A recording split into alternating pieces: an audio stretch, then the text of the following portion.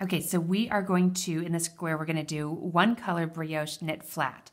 And this is the easiest brioche that you can knit because you're basically doing the same thing over and over again.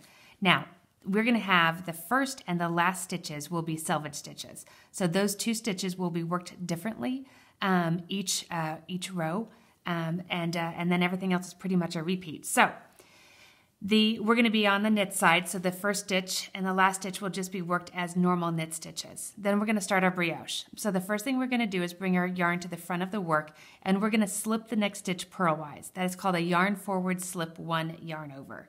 And then we're going to knit the next stitch.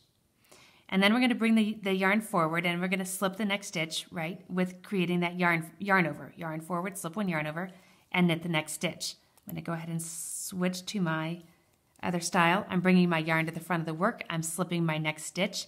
I'm just going to leave the yarn there because by doing that, when I knit my next stitch, I create that yarn over. Yarn forward, slip 1, yarn over, and knit my next stitch. And yarn forward, slip 1, yarn over, and knit my next stitch. Now, this row that we're doing is the setup row. So we are just knitting individual stitches on this row. From here on out, other than our selvage rows, we will not be knitting individual stitches. I'm back to my little selvage, our selvage stitches. My selvage stitch, and I'm going to knit it because, again, I'm on the knit side. Now, I'm turning where we work to the wrong side, and I'm going to work that first stitch as a purl this time.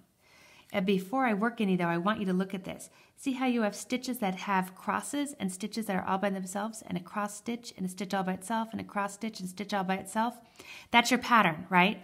So anytime we see an individual stitch, we're not going to work it, other than our selvage.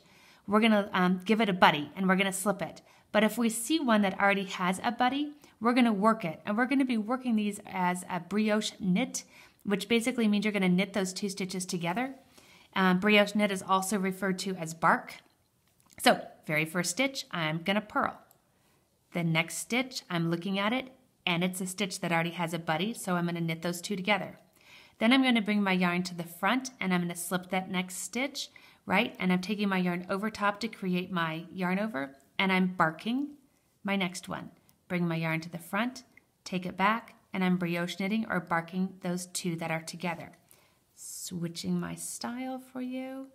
My yarn's in front, I'm going to slip that next stitch, and I'm going to give it a buddy while I knit the next 2 together. Again, I'm going to look, that stitch is all by itself, so it needs a buddy. This stitch is already paired up, so I'm going to keep it together. That stitch needs a buddy, so I'm going to bring my yarn forward, give it a buddy. That one's already paired up. I'm going to go ahead and keep them together. Yarn forward, slip 1 yarn over, brioche knit, and my very last stitch that's all by itself gets worked as a purl stitch because I'm on the purl side.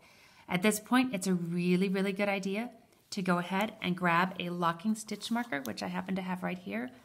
Put it on this side so you know this is the side that your selvage stitches will be worked as a knit stitch. So it is technically the right side, although brioche is completely reversible, so there's no such thing as right and wrong. I'm going to knit that first stitch. I see a stitch that's all by itself. I'm going to go ahead and give it a buddy. I see those next 2 are already paired. I'm going to brioche knit them together. So you can see I'm just doing the same thing over and over again. The only difference is the order in which you go on each side, but you barely even notice that. By itself, it gets a buddy, already together, stay together. Switching for you. See it by itself, yarn forward, slip 1 yarn over, going to knit my next 2 together. Right? Yarn forward, slip 1 yarn over, knit my next 2 together, and you're just going to be working in the same fashion, maintaining your selvage stitches until you have this square completed.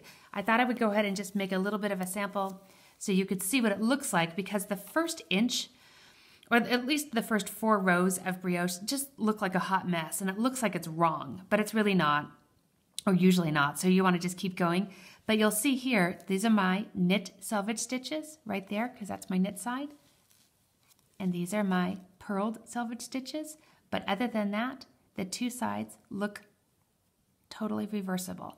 And it's a big, soft, squishy fabric. This is a really fun one.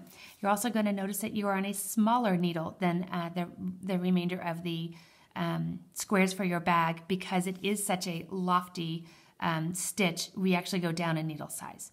So enjoy your first experience with brioche.